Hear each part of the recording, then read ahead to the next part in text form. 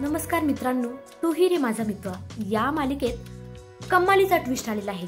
मित्रांनो, तुम्हाला सांगते, ईश्वरीने अर्णव बरोबर इतका सुंदर डान्स केलेला आहे. प्रेमाची गोष्ट 2 या पिक्चर मधलं ओल्या सांजवेळी या गाण्यावर किती सुंदर, इतका सुंदर डान्स केलेला आहे की त्यांचा डान्स असं वाटतं पाहतच राहावं. आणि डान्स नंतर जी काही कमालीची फाईट केलेली आहे म्हणून काय सांगू मित्रांनो, आ हा हा हा जब्बर. बापरे, तुम्हाला तर माहितीच आहे, त्या मूर्ख राकेशने अर्णवचा गेम संपवण्यासाठी चक्क बायकांना आणलेलं असतं.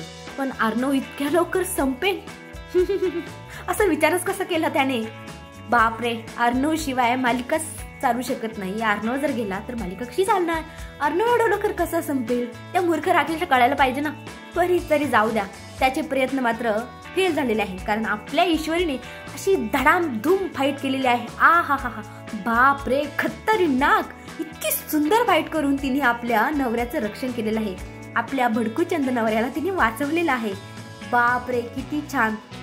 आधी सुंदर मस्त डान्स, नंतर सुंदर फाईट. वा वा वा वा वा ईश्वरी वा, तुला 100 पैकी 100 मार्क्स देऊन टाकले. चल, खूपच सुंदर. म्हणजे ना, अर्णव आणि ईश्वरच्या नात्याला खरंच कुणाचीच नजर नको लागायला. इतकं छान आणि इतकं सुरेख त्यांचं नातं आहे. भले त्यांच्या नात्यात प्रेम नाहीये, पण मैत्री ती जीवापासून जीवापाड आहे. बापरे, ईश्वरी आता खूप घाबरलेली आहे. अर्णववर हल्ला केला त्यामुळे ती आता खूप चिंतित आहे की अर्णव सरांवर हल्ला झाला कसा. बिचारी नम्रताही खूप चिंतित आहे की माझ्या जिजूंवर कोणी हल्ला केला, असे हल्ले होऊच कसं काय शकतात. बापरे. तर आता इकडे बिचारी अंजलीही काळजीत पडलेली आहे. त्यामुळे ती आता चक्क पोलिसांना फोन करणार आहे आणि कंप्लेंट देणार आहे की माझ्या चिंटूवर हल्ला झालेला आहे, त्यामुळे ही कंप्लेंट तुम्ही नोंदवा असं ती. आता अर्णव मात्र राकेश काळजीत पडलेला आहे. त्याला असं वाटतं की या माझ्या मूर्ख बायकोने जर कंप्लेंट दिली तर माझं नाव येईल.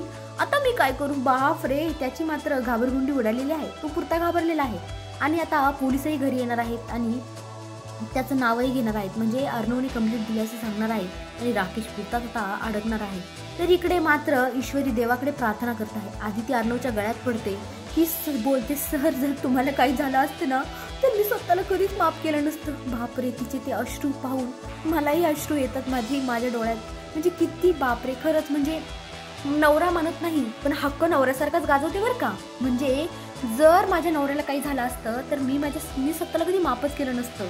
बघा ना, म्हणजे प्रेम दाखवायचं नाही पण आतून किती प्रेम आहे हे मात्र कळतो आम्हाला. ईश्वरीजी बायकोच असते जिला नवऱ्याच्या आयुष्याची काळजी असते, नवऱ्याची चिंता असते आणि तीच खरं तर सगळ्या संकटातून आपल्या नवऱ्याला वाचत असते.